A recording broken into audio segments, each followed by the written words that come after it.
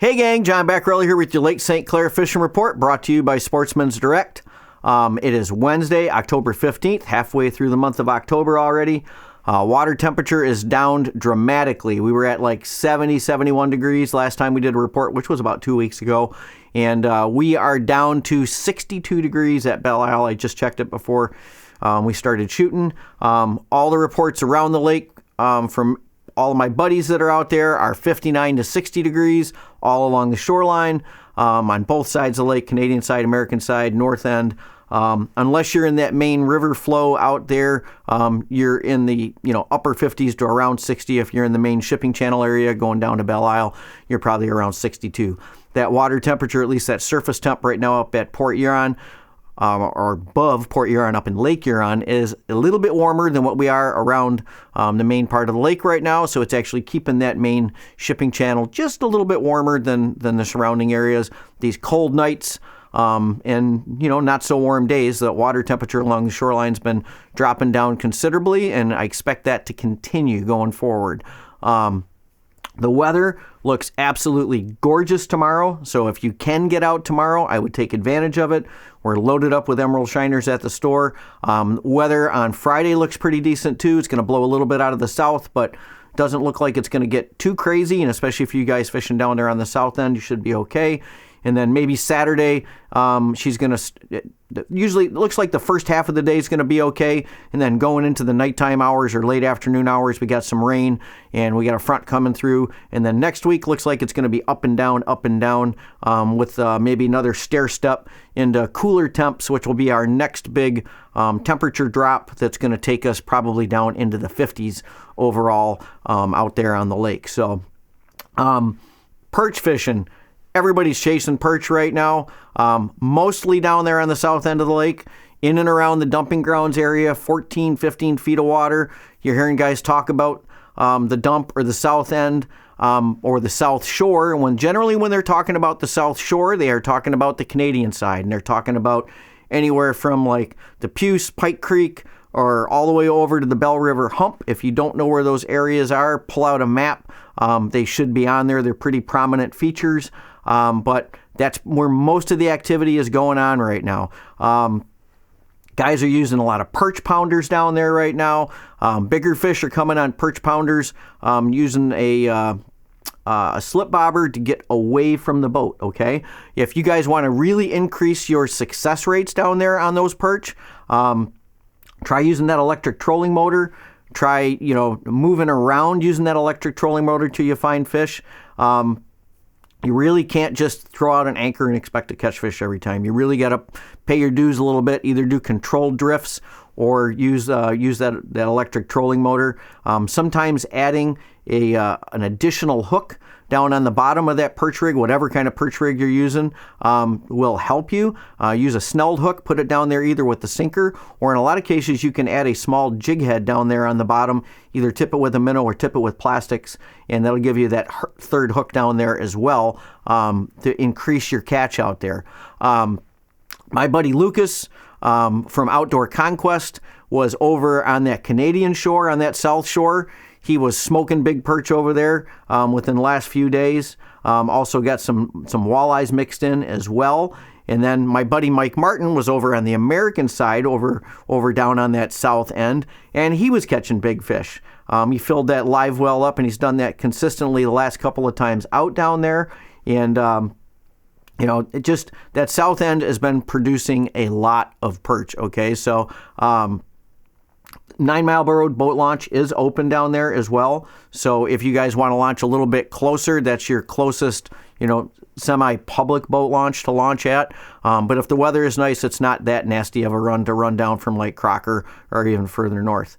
We are getting some mixed reports up in and around the shop, like over by the B marker, out at the the second set of buoys out from Harley, even a few guys out there by the shipping channel, out by the St. Clair Light. But we are also getting reports up on the north end. So the mouth of the south channel, mouth of the middle channel, up in the channels, up in the channel cuts, along that weed line over by Grassy. Those are also areas that are producing for guys as well. So it's not all the activities happening down there on that south end. It's just that that's an area where guys know there's a lot of landmarks and some good weed beds down there, and it's been very consistent. So that's also where the perch bite usually starts out every year, is down there on that south end. Now, let's talk about smallies a little bit.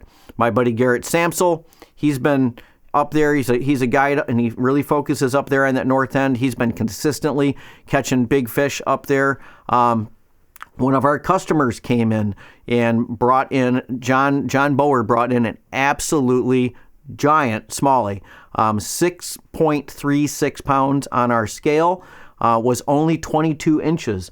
And I was actually amazed that it only weighed 6.36, because that fish really looked even bigger than that.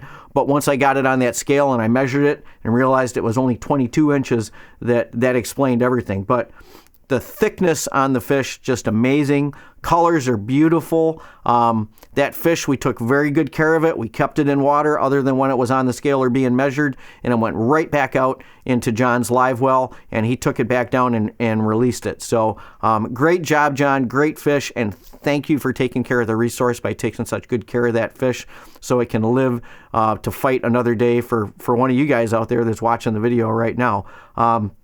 So yeah, smallie bite is going out there. John got that fish on a small green pumpkin Kitech, so throwing a swim bait. But he also caught fish on top water out there as well. And even with that 60-degree water temp, there is still some top water bites going on. And that's one of the things you really got to watch for this time of the year, guys, when you're out there. Watch for those birds. Watch for the terns. Watch for the seagulls. Watch for any of them camped out up there on the surface of the water waiting for action to happen. That's usually a telltale sign that fish were up on the top pushing bait fish. We have a ton of shad right now in the lake. So we got everything from these little bitty shad up to these 2 and 3 inch shad that we're getting in our minnows right now. But I haven't seen this many shad out in the lake in many, many years. There's just bait balls everywhere, and a lot of them are shad. So watch for those. That top water bite that's going on out there. Guys are throwing A-rigs out there. One of the reasons why A-rigs this time of the year are popular is because it kind of replicates a school of bait fish, right? And so the bait fish are schooled up and the bass are keying on that. So take advantage of it.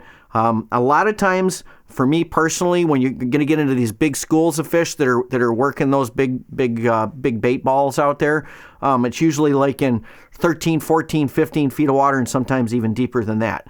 And that south end is a good area to watch for that to happen. Sometimes up here too on the north end, off of the spillway, or out in front of the Clinton River. Out there, you get out into like 12, 13, 14 feet of water, you can have that same effect. And then again, up on that north end, out by the firecracker and out by the mouths where the channels are coming into the lake. Those are all areas that are going to collect a lot of bait fish this time of the year. Actually was just watching a video that Kevin Van Dam just recently did, and he actually called it Lake St. Clair Fishing Report, which I thought was kind of funny. But it's really about the smallmouth fishery, and he does a really good job of explaining from spring all the way till ice up, all the different areas of the lake. He tends to focus more on the north end than he does on the south end, but he definitely mentions a lot, and he's got a lot of really good info in there. So I encourage a lot, if you're a smallmouth fisherman, maybe check out that video. KVD's got some great insights into the lake, and it's worth the watch. I watched the whole thing all the way through. Talk about walleyes a little bit. Again, Garrett up on that north end, he's catching walleyes, getting some really good ones. But Jerry Toner down there on that south end in the D is jigging them up pretty regular now too. So that walleye bite, it's only a matter of time before it really breaks loose out here on the lake. Starting to get reports from guys along the shoreline. Harley, Metro, and I would imagine Blossom Heath too are all places that you can focus on from now going into ice up. A lot of times for me historically, it's been like around Halloween time on. But with the water temperature dropping and all the bait that we got right now, it's only a matter of time. These walleye are going to turn on, and that shore bite for big fish is going to happen. And this is the time of the year, if you really want a wall hanger, this is the time of the year that you can get a wall hanger walleye casting from shore. And I mean, it's probably maybe one of your best shots to get a fish over 10 pounds and not spend $100,000 on a walleye rig doing it. You can do it casting from shore. So that's kind of a unique thing that we have here on Lake St. Clair. Musky, the bite's going strong. Don't have a lot of info right now other than to say that, with all the weeds out there and everything getting broke off, it makes trolling harder. It can make casting hard too. You got to be kind of spot specific and pick your areas. This is the time of the year, though, that spillway will start to take off, although the water is low, guys. But if we get some good rain, that will definitely help pump that water out of the spillway, and it'll draw a lot of fish in there. It'll draw everything in there. It'll draw muskies in there. It'll draw walleye, and it generally in the fall will draw perch in there as well too. So everything will get attracted to those river mouths if we get some rain, and the muskies will be right there with them. Was talking with Jason Quintano in the store just the other day of Fins and Grins charters, and Jason was telling me that they're already in double digits on muskies over 50 inches for the year. So they've had just a phenomenal year for muskies, and their overall numbers are just through the roof with lots of smaller fish too. So it looks like we've got a real healthy fishery out there for muskies right now, and Jason's real happy with the way everything is looking going forward.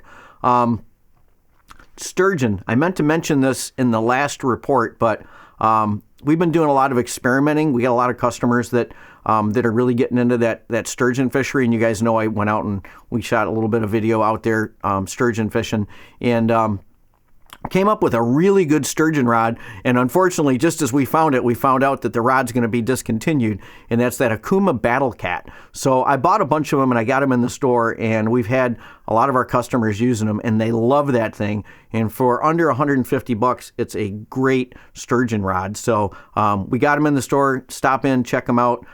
That's the only shameless plug I'm going to do on a product right now. But they're really a cool rod, and they really work well, and they look great too. And they're made by Akuma, so real good product.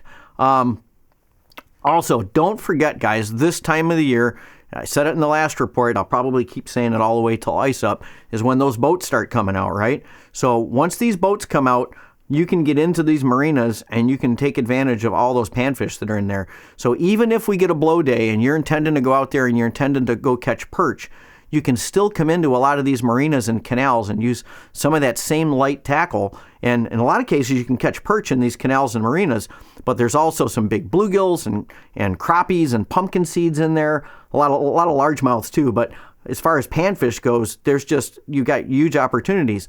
And that panfish limit on crappies and gills is separate from perch. So we do have customers. We've got some customers that just did it the other day. They went out, they got their limit of perch. They came in, they got their limit of crappies and gills, and they went home with a double limit. So you can do that. And that's another thing that Mike Martin will do out there sometimes too, is he'll get a blow day and he'll go in and fish the shallows and fish for crappies and gills, and it's a ton of fun catching those big dinner plates on light tackle. We got 2 full tanks of emeralds right now in the store.